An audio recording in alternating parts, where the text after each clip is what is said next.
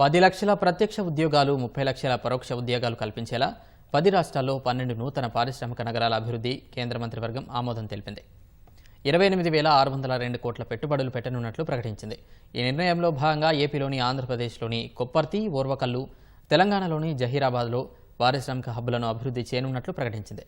కేంద్ర మంత్రివర్గ నిర్ణయంతో దేశ తయారీ రంగ ముఖచిత్రం మారిపోతుందని, అభివృద్ధి కొత్త పుంతలు తొక్కుతుందని కేంద్ర మంత్రి అశ్విని వైష్ణవ్ విశ్వాసం వ్యక్తం చేశారు. ప్రధాని నరేంద్ర మోదీ నేతృత్వంలో సమావేశమైన కేంద్ర మంత్రివర్గం దేశంలో మరిన్ని ఉద్యోగ ఉపాధి అవకాశాలు కల్పించే కీలక నిర్ణయం తీసుకుంది.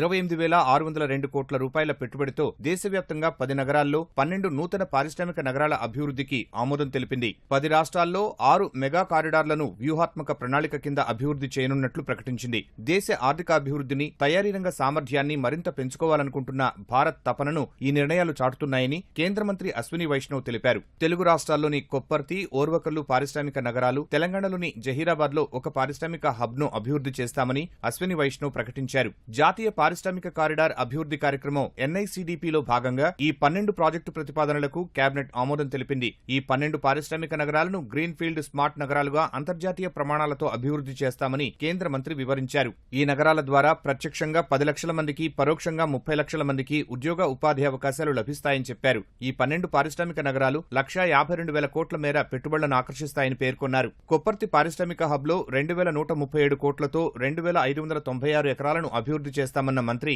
54,000 మందికి ఉపాధి లభిస్తుందన్నారు. ఓర్వకల్లులో 2,786 కోట్లతో 2,621 ఎకరాల్లో పారిశ్రామిక హబ్ వస్తుందని, 45,000 మందికి ఉపాధి లభిస్తుందని తెలిపారు. జహీరాబాద్ లో 2,361 కోట్లతో 3,245 ఎకరాల్లో పారిశ్రామిక హబ్ అభివృద్ధి చేస్తామన్న మంత్రి 1,74,000 మందికి ఉపాధి లభిస్తుందని వివరించారు. ఈ పారిశ్రామిక నగరాల్లో ఆధునిక మౌలిక వసతులు కల్పిస్తామని తెలిపారు. దేశవ్యాప్తంగా 6,456 కోట్ల రూపాయల అంచనాతో 3 రైల్వే ప్రాజెక్టులను ప్రధాని మోదీ నేతృత్వంలోని ఆర్థిక వ్యవహారాల కేబినెట్ కమిటీ ఆమోదం తెలిపింది. ఈ 3 ప్రాజెక్టుల ద్వారా ఒడిశా, ఝార్ఖండ్, ఛత్తీస్గఢ్, పశ్చిమ బెంగాల్లోని 7 జిల్లాల్లో 300 కిలోమీటర్ల మేర రైల్వే నెట్వర్క్ విస్తరణ జరుగుతుందని అశ్విని వైష్ణవ్ తెలిపారు. వచ్చే 8 ఏళ్లలో 15,000 మెగావాట్ల సామర్థ్యంతో ఈశాన్య రాష్ట్రాల్లో జల విద్యుత్ ప్రాజెక్టులను నిర్మించేందుకు 4,136 కోట్ల ఈక్విటీ మద్దతిచ్చేందుకు కేంద్ర మంత్రిమండలి ఆమోదముద్ర వేసిందన్నారు. Private FM radio phase 3 policy కింద 234 నగరాల్లో ఎఫ్ఎం రేడియో ఛానళ్ల ఈ ఆక్షన్ కు కేంద్ర మంత్రివర్గం పచ్చజెండా ఊపింది. ప్రతి ఎఫ్ఎం ఛానల్ కు వార్షిక లైసెన్స్ ఫీజు కింద